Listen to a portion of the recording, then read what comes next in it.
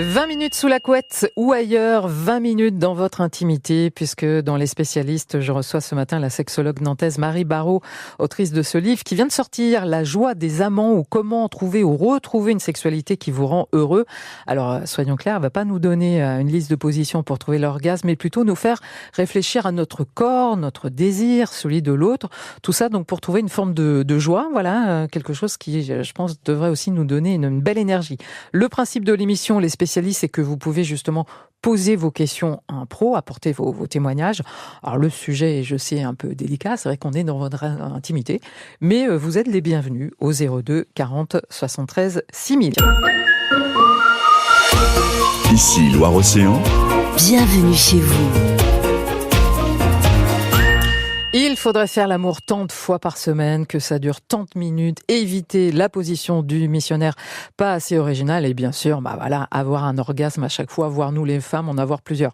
L'idée aujourd'hui, c'est de dire stop aux injonctions, c'est de retrouver une sexualité qui nous ressemble et qui va nous apporter de la joie. Si je reprends le titre de cet ouvrage que vous avez publié fin août, Marie Barraud, aux éditions Jouvence, donc La joie des amants. Bonjour Marie. Bonjour Cathy. Et merci d'être dans le studio d'Ici Loire-Océan. Je rappelle, Marie Barraud, vous êtes sexologue à Nantes depuis 10 ans. Vous accompagnez les couples et les célibataires. Vous avez aussi une chaîne YouTube avec plein de conseils en vidéo. Et si je reprends donc le titre de votre livre, La joie des amants, ça veut dire que vous voulez mettre de la joie donc sous la couette ou ailleurs, enfin de la joie dans la sexualité. C'est bizarre ça, non ? Alors c'est effectivement une invitation à considérer que notre sexualité peut vraiment nous rendre heureux. Souvent, on pense à notre sexualité en termes de performance. On voudrait avoir une belle sexualité comme on voudrait faire de la bonne cuisine ou être performant en sport ou avoir une bonne réussite professionnelle. Mais il s'agit quand même de notre bonheur. Et donc, et ce qui nous rend vraiment joyeux, parce que quand les gens sont vraiment très heureux dans leur sexualité, c'est ça qu'ils disent, qu'ils sont vraiment joyeux. Qu'ils goûtent une joie qu'ils peuvent pas goûter ailleurs. Et c'est à ça que je voulais inviter mes lecteurs, oui. Et donc, ça veut dire trouver de la joie dans sa sexualité. Et le truc de base, alors c'est déjà s'accepter et c'est accepter l'autre dans sa différence.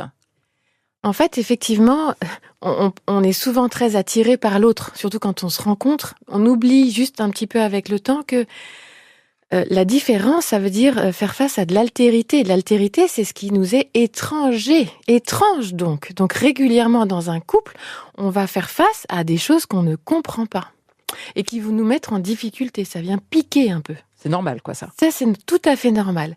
Ce qui va nous aider, c'est d'abord de mieux nous connaître, nous, dans notre fonctionnement, de mieux connaître l'autre dans son fonctionnement, parce qu'on va pouvoir mettre ces mots, justement.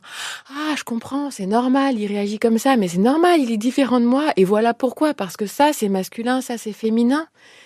Et puis, on va pouvoir voir comment on va danser ensemble. Oui, parce qu'à un moment, vous prenez cette métaphore, la sexualité, c'est comme de la danse, c'est comme un tango. Oui, parce que, vous voyez, dans un tango, et dans n'importe quelle autre danse aussi, mais le tango, c'est vrai que ça vient solliciter beaucoup d'écoute intérieure. On se centre sur son bassin, parce que moi, je peux pas dire le contraire dans la sexualité, c'est quand même l'idéal. Et puis, on va beaucoup écouter ce qui se passe avec le partenaire. On va beaucoup se regarder aussi. Moi, je suis étonnée parfois d'entendre certains découvrir après 10 ans, 20 ans.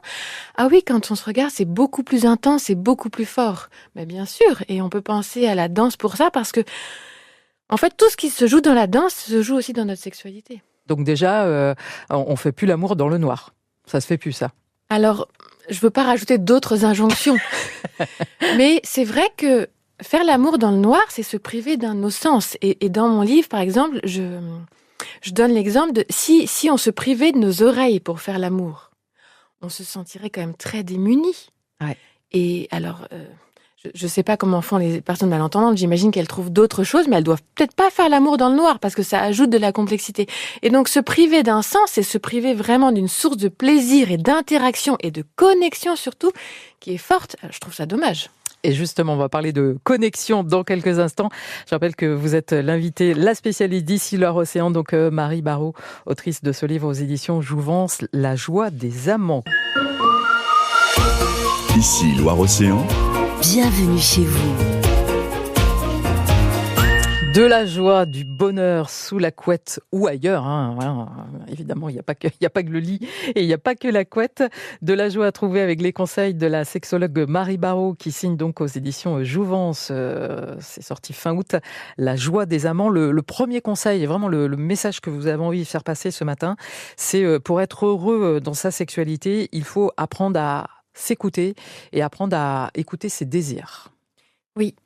Et quand on a grandi avec l'idée qu'on va être plus fort en ne s'écoutant pas, eh bien c'est difficile de retrouver ça. C'est un... Oui, puis parce que finalement, en général, alors si, je crois qu'effectivement le côté tabou, effectivement, fait que notre sexualité est un peu à part et on va s'écouter pour toutes les affaires de notre vie, pour un travail, pour ce qu'on veut manger ce midi, pour partir en vacances. Mais étonnamment, dans notre sexualité, la question ne se pose pas, et encore plus chez les femmes que chez les hommes. Pourtant, si on veut une sexualité qui nous ressemble, il va bien falloir à un moment donné, et même toute notre vie, parce qu'on évolue, et donc notre sexualité peut évoluer aussi en fonction de ce qu'on ressent, il va falloir s'écouter. C'est pour être... ça va vraiment d'abord contribuer au respect de nous-mêmes, mais aussi au plaisir. Et je vais rebondir sur un exemple qui m'a frappé dans votre livre. Quand vous dites qu'il faut s'écouter, il faut aussi écouter son corps, ce que dit l'énergie de son corps. Et vous évoquiez dans votre livre le fait qu'à un moment, on va faire l'amour le soir entre 23h30 et minuit, et que si on devait programmer une activité qui nous fait plaisir, ce serait pas à cette heure-là. Et en fait, on est dans une forme de routine, alors qu'on n'est pas au mieux de la forme à 23h30. C'est ça, c'est que souvent, ça va générer de la déception, parce qu'en fait, on est extrêmement exigeant envers notre sexualité, mais on prend pas les moyens de cette exigence. Moi, si je suis passionnée de photos ou de danse, je vais pas faire ça entre 23h30 et minuit, c'est clair. Je vais prendre du temps. Et je vais pas mettre ça en fin de journée quand je suis complètement fatiguée. La libido, elle est liée à notre énergie, puisque c'est notre énergie sexuelle. Elle est complètement liée à notre énergie vitale et notre énergie tout court. En fin de journée, on est quand même un peu moins alerte qu'en début de journée ou qu'en milieu. Donc vive le dimanche matin, par exemple. Tout à fait.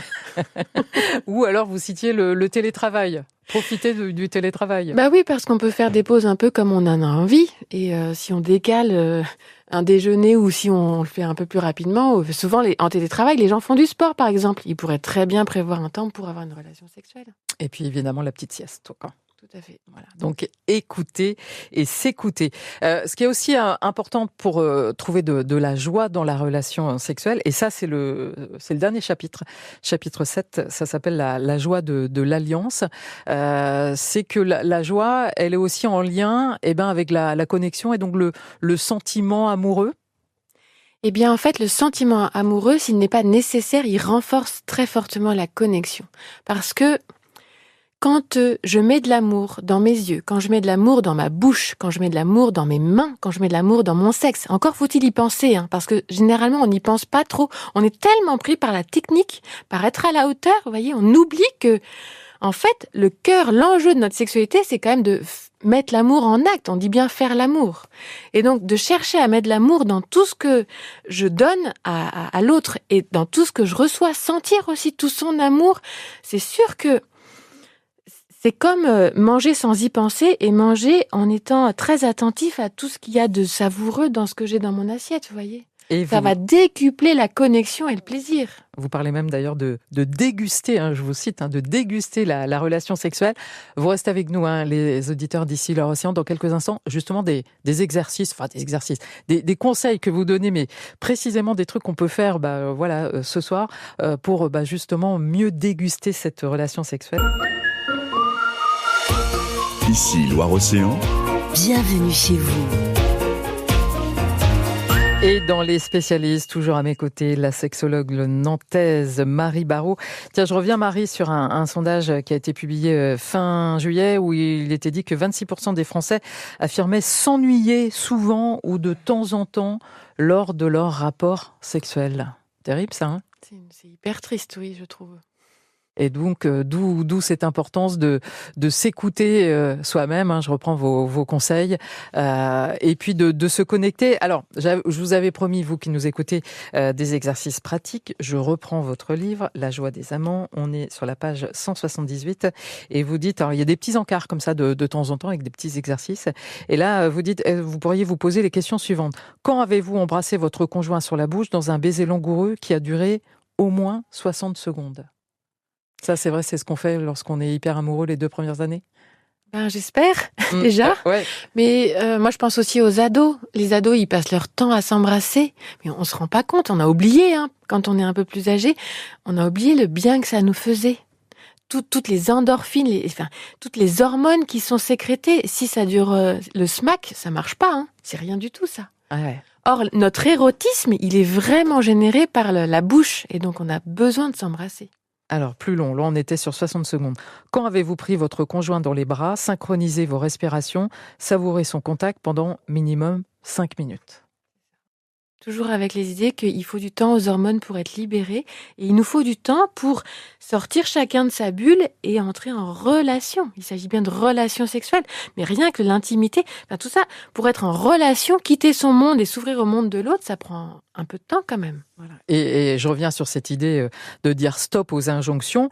Là, dans ces exercices ou dans ce qu'on peut faire, il n'y a pas nécessairement, donc là, la pénétration, l'orgasme clitoridien, etc. Enfin, voilà, simplement cette connexion, quoi. C'est ça. En fait, il s'agit de déployer de l'intimité entre nous. D'accord. Ça, c'est vraiment la base, quoi. Plus il y a d'intimité, plus il y a de possibilités de connexion, plus elle va être intense, cette connexion. Et elle va agir sur le plaisir. Le plaisir, c'est pas seulement des positions ou des techniques ou des objets dans tous les sens. Ça, c'est souvent, on a tendance à aller chercher le plaisir à l'extérieur de soi. C'est vrai que c'est rassurant parce qu'on s'appuie sur des choses où on sait que ça marche. Mais le plaisir, il est aussi sur la qualité du lien qu'on va tisser. Plus il y a d'intimité, plus il y a de complicité aussi. Par exemple, un fou rire dans une relation sexuelle, c'est extraordinaire. On sait combien le rire, ça joue sur la complicité. Ça va jouer sur le plaisir, c'est évident. D'accord. Et pourtant, c'est pas vous voyez, c'est pas encore une histoire de technique. C'est vraiment une histoire de complicité et de lien qu'on peut tisser, oui, de connexion.